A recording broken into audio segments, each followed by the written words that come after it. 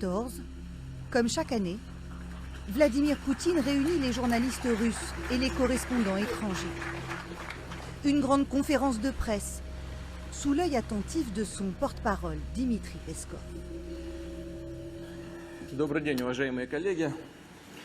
Я очень рад вас видеть в хорошем расположении духа, в боевом настроении.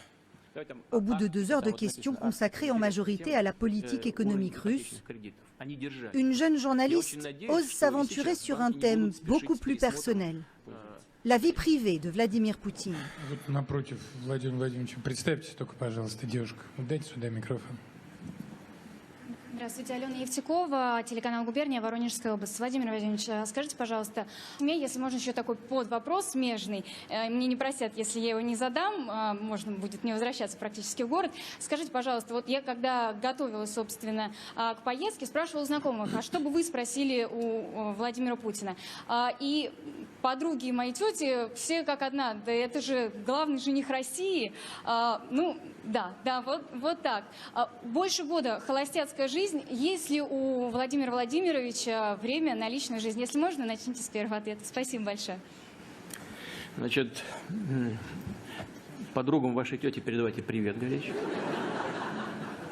Спасибо им за такое внимание. Это мне один приятель мой из Европы, такой большой начальник, он мне как-то недавно говорит: слушай, у тебя есть любовь? Я говорю, в каком смысле? Ну, ты любишь кого-нибудь? Я говорю, ну да. А тебя кто-нибудь любит? Я говорю, да. Он, наверное, решил, что я зверил совсем. Он говорит, ну, слава богу, так водочки махнул. Все в порядке, не беспокойтесь. Le ton est léger, mais l'échange historique. La vie privée de Vladimir Poutine est un sujet tabou en Russie. Le président en parle rarement et fait taire ceux qui osent l'aborder. D'anciens conseillers, des journalistes, des opposants ont pris le risque d'enquêter sur ses amours clandestines, ses enfants cachés, jusqu'à son état de santé, l'un des secrets les mieux gardés du Kremlin. Que cherche à dissimuler Vladimir Poutine?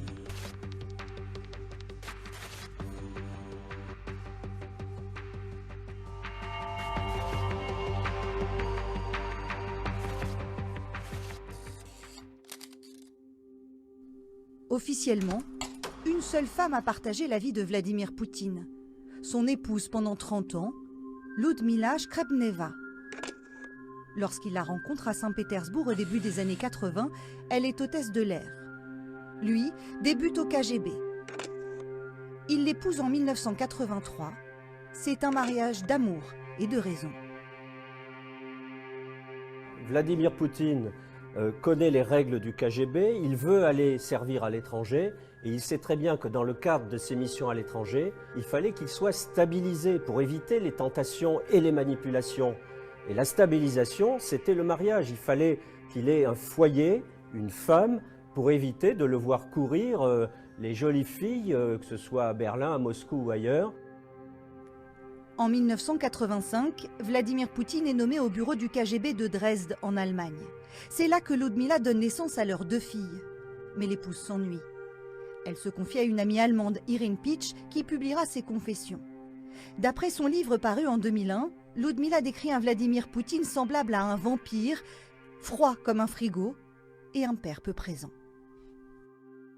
Ludmila s'ennuyait, ne trouvait pas en Vladimir Poutine une épaule, un mari, de l'humour, parce qu'il n'avait pas beaucoup d'humour. Et donc, eh bien, elle a pu raconter un peu le spleen de l'épouse au foyer, un peu délaissé, avec un mari qui est tout entier dédié à son métier, et son métier qui exige le secret. On ne peut rien savoir de lui, on ne peut rien tirer de lui. Il ne se livre pas. Malgré ses désillusions, Ludmila accompagne son époux tout au long de son irrésistible ascension. Elle est à ses côtés lorsqu'il est élu président de la Fédération de Russie en 2000. Mais au fil des années, la première dame est de moins en moins visible. Elle n'apparaît plus que dans quelques cérémonies religieuses.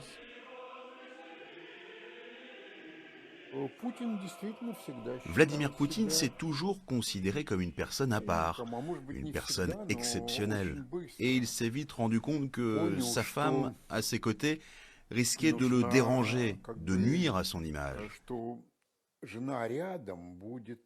se considérait un peu comme un tsar qui serait, comme on dit, marié à la Russie, et seulement à la Russie. C'est un homme qui cherche à faire de lui une sorte de saint, moralement irréprochable. Il ne travaille que pour la Russie. Sa mission est providentielle. C'est cette image-là qu'il cultive et c'est pour cette raison que tout ce qui relève de la vie privée, non. La mise en retrait de Ludmila est-elle seulement une stratégie politique? En 2008, un tabloïd russe, le correspondant de Moscou, rend public les rumeurs qui agitent la capitale. Vladimir Poutine aurait divorcé en secret pour épouser Alina Kabaeva. Surnommée la femme la plus souple de Russie, la gymnaste est une star internationale, médaillée d'or olympique. Ils ont 31 ans d'écart et apparaissent régulièrement ensemble lors de galas et cérémonies officielles. Ce que l'on sait, c'est que le président russe l'avait approchée car elle était championne olympique multimédaillée. Ils se sont donc rencontrés à plusieurs reprises, ils se sont parlé, ils ont pris des photos ensemble, mais à l'époque on ne savait pas encore quelle était la vraie nature de leur relation. La diffusion de l'article du tabloïd provoque la colère de Vladimir Poutine. 6 jours plus tard, lors d'une conférence de presse en Sardaigne avec Silvio Berlusconi, il dément catégoriquement.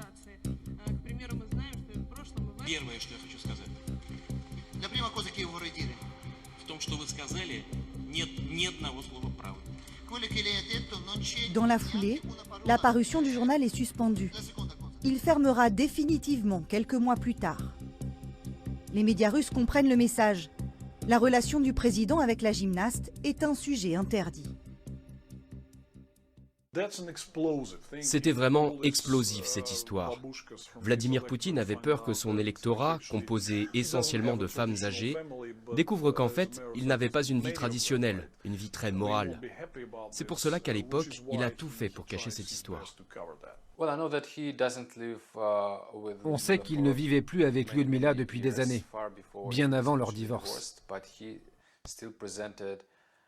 Mais il l'a toujours présentée comme sa femme, car il pensait que c'était mieux pour son image, pour sa communication. Il voulait se présenter comme un bon père de famille. Et ça a marché pendant longtemps. Mais à un moment, il a compris que ce n'était plus une priorité, car il n'y avait plus de vraies élections, plus de médias libres, donc il pouvait faire ce qu'il voulait avec ses relations amoureuses. Finalement, le 6 juin 2013, Vladimir Poutine et Lyudmila mettent en scène leur rupture à la sortie d'un ballet donné au Kremlin. Dans une étonnante interview, mal à l'aise, ils reconnaissent avoir divorcé 1 an plus tôt. Это так. Вся моя деятельность, вся работа связана с публичностью, с абсолютной публичностью. Кому-то это нравится, кому-то нет. Но есть люди, которые совершенно с этим несовместимы. Вот Людмила Александровна отстояла вахту 8 лет, уже 9 даже, 9 лет. Так что, в общем, это общее решение. Да, я присоединяюсь к словам Владимира Владимировича. Это действительно было нашим общим решением. И наш брак завершен в связи действительно с тем, что мы практически не видимся. La pression montait sans doute aussi, je le pense, de façon extrêmement discrète et confidentielle de la part de l'Église orthodoxe. Et Poutine, qui est un politique, qui est un pragmatique, savait qu'il ne fallait pas entretenir la confusion. Les Russes acceptent mieux un divorce qu'un couple qui n'est plus tout à fait ensemble mais qui ne le dit pas, et avec un président qui a une maîtresse mais qui ne le dit pas. Donc il fallait clarifier les choses. C'est avec ce nouveau statut de président divorcé que Vladimir Poutine annonce être amoureux en 2014. Все в порядке, не беспокойтесь. Le nom d'Alina Kabaeva n'est jamais cité, mais la rumeur persiste. Au-delà de la chronique People, des journalistes russes d'investigation s'interrogent sur l'incroyable ascension de l'ancienne gymnaste. En 2007, elle est élue députée à la Douma, la chambre basse du Parlement, sans jamais avoir fait de politique. Mademoiselle Alina Kabaeva, c'est à vous de parler. Cher Sergueï Evguenievitch, cher député, Elle représente Russie Unie, le parti de Vladimir Poutine. L'année suivante, elle prend la tête du conseil de surveillance puis d'administration du plus grand groupe de presse pro-Kremlin. La présentatrice de télévision et gymnaste olympique, Alina Kabaeva, a pris la tête du groupe de médias NMG, qui possède de nombreux journaux, radios et télévisions. ce business n'est pas facile. Ce n'est pas comme vendre du pétrole. Il faut comprendre que les médias, les radios et télévisions éduquent notre société et forment l'opinion publique. Qu'est-ce qu'une gymnaste vient faire et peut connaître à la direction d'un grand média? C'était un signe clair qu'elle avait de très bonnes connexions avec Poutine. Ce qui intrigue le plus les journalistes du site d'investigation The Insider, ce sont les très fortes rémunérations qu'elle perçoit. Après ces révélations sur Alina Kabaeva, Sergueï Ezov a dû s'exiler à l'étranger. On parle de revenus de près de 17 millions d'euros par an et encore, il ne s'agit que d'informations sur une seule année que j'ai récupérées via une fuite du centre des impôts. Quant au groupe de médias qu'elle dirige, il est contrôlé par des amis de Vladimir Poutine. En fait, ce sont des emplois fictifs qui permettent de toucher des sommes colossales en toute légalité. C'est l'une des méthodes du système de corruption de Vladimir Poutine. Il ne donne pas juste des biens ou autre chose, mais il vous propulse à des postes importants pour lesquels vous gagnez officiellement beaucoup d'argent. Donc l'argent versé à Alina Kabaeva est officiellement son salaire, même s'il n'a aucun rapport avec les salaires pratiqués sur le marché. Un navire de luxe illustre le mélange des genres entre argent et amour clandestine. En mars dernier, dans le cadre des sanctions européennes, les autorités italiennes ont gelé le Scheherazade, un yacht de 140 mètres de long estimé à 700 millions de dollars et suspecté d'appartenir à Vladimir Poutine. Selon des médias russes, Alina Kabaeva y séjournait souvent aux côtés du président. Le yacht s'appelle Scheherazade et c'est aussi le surnom d'Alina Kabaeva. À l'intérieur, on voit bien que c'est un yacht qui a été aménagé par une jeune femme et pas par un vieux monsieur de 70 ans. En réalité, ce super yacht n'appartient ni à Vladimir Poutine, ni à Alina Kabaeva. Il est au nom du milliardaire Yuri Kovalchuk, un proche du président russe. Ce dernier est aussi le patron du groupe de médias qui emploie Alina Kabaeva. Yuri Kovalchuk, c'est l'un des porte-monnaies de Poutine. Ces gens détiennent de l'argent, des milliards pour Vladimir Poutine. Et ils les dépensent, par exemple, pour Alina Kabaeva. Un gars normal offrirait des fleurs à sa femme, mais Vladimir Poutine, à travers Kovalchuk, offre à Alina Kabaeva des appartements, des palais. C'est comme ça que ces milliardaires montrent à quel point ils sont puissants et très riches.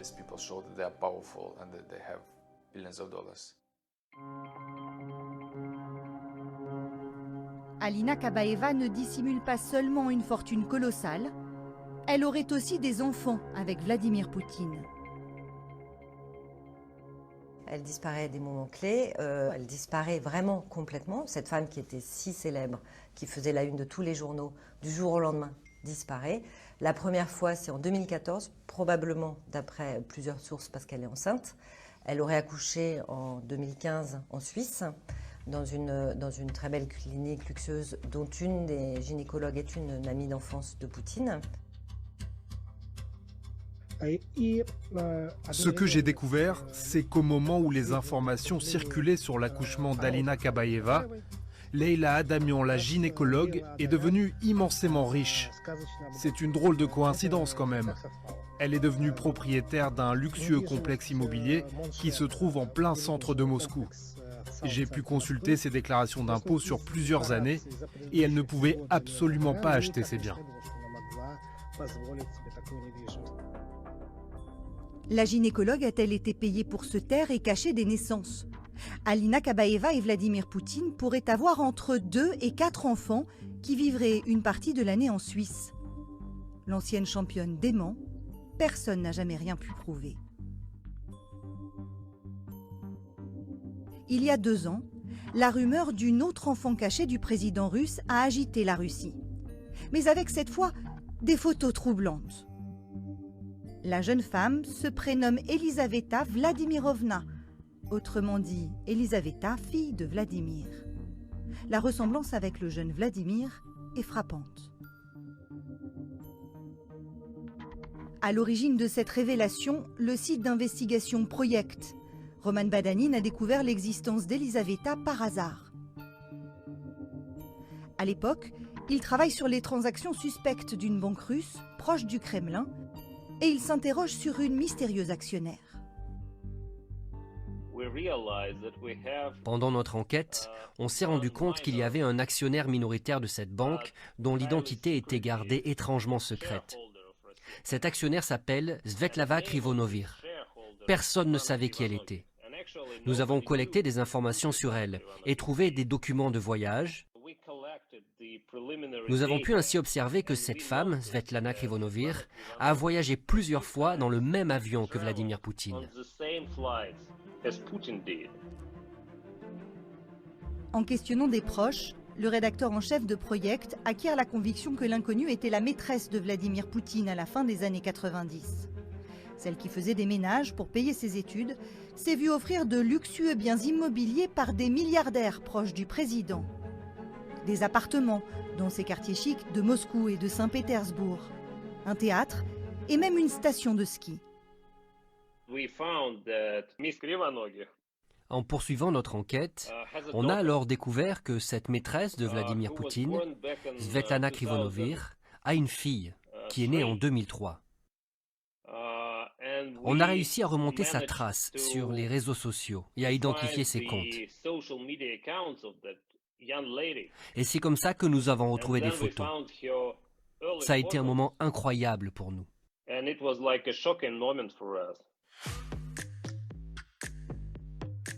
À l'époque, Elisaveta est très active sur les réseaux sociaux.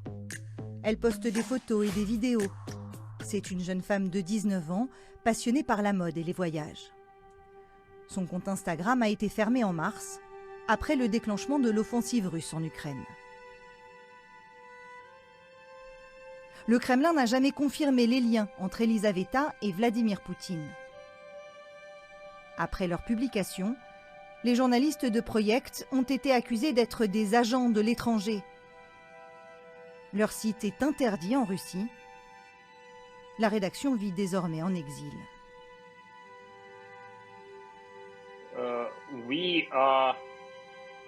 Nous sommes devenus des hors-la-loi.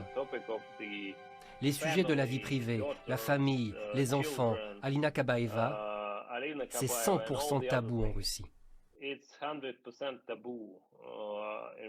Dire ou révéler aux Russes que leur chef, Vladimir Poutine, leur président, aurait une liaison ou plusieurs raisons ou des enfants illégitimes, ça contribue dans l'esprit de Vladimir Poutine, de ses amis et d'une partie de la Russie à affaiblir, décrédibiliser le personnage, la personnalité de chef, de restaurateur de la puissance et de la morale russe et de la fierté russe.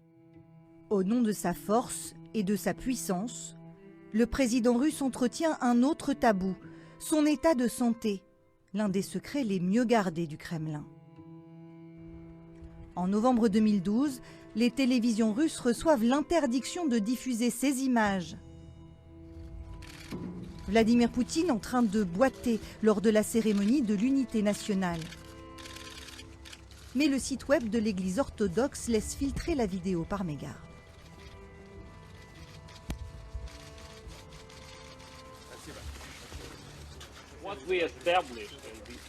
Ce que nous avons démontré dans notre enquête, c'est que Poutine a vraisemblablement eu des opérations du dos et des opérations de neurochirurgie ces 10 dernières années. Et c'est pour ça qu'il a des problèmes avec son dos et ses jambes.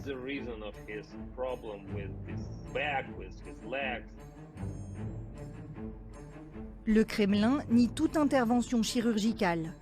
Impossible pour le président d'afficher des signes de faiblesse. Lui, qui, toute sa vie, a construit une image basée sur le culte du corps et de la virilité. Avec le Covid, les rumeurs redoublent.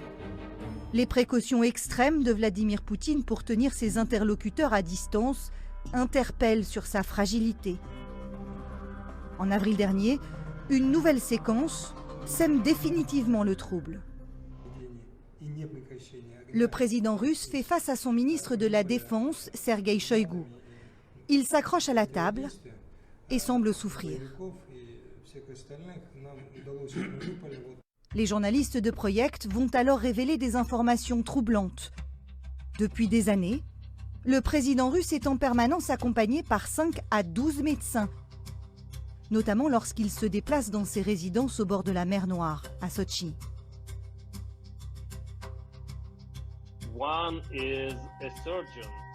L'un de ces médecins est un chirurgien spécialisé dans les cancers. Il travaille plus spécifiquement sur les cancers de la thyroïde. 2 autres médecins sont des otorhinolaryngologistes, des ORL. Ils interviennent tous les 2 sur les problèmes de la gorge, du nez et tout le reste. Ces 2 médecins sont eux aussi des chirurgiens. Ils ont tous voyagé à Sotchi, là où vit souvent Vladimir Poutine, aux mêmes dates que le président. Selon des documents officiels, entre 2016 et 2020, l'un des ORL de Vladimir Poutine a passé plus de 282 jours à ses côtés.